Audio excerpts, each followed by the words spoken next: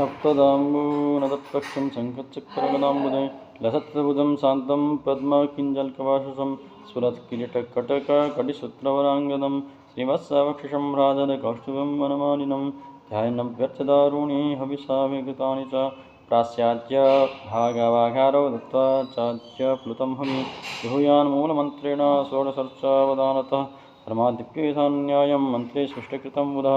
अभ्यच्यातमनमस्कृत्य पाशद्दिव्यबलिं हरेन् मूलमन्त्रं जपेत् ब्रह्मा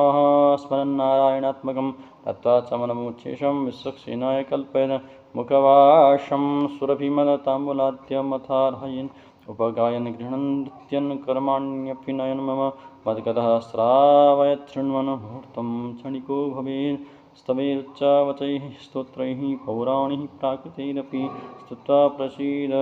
भगवन्निति वन्दे तदण्डवर शिरो मत्पा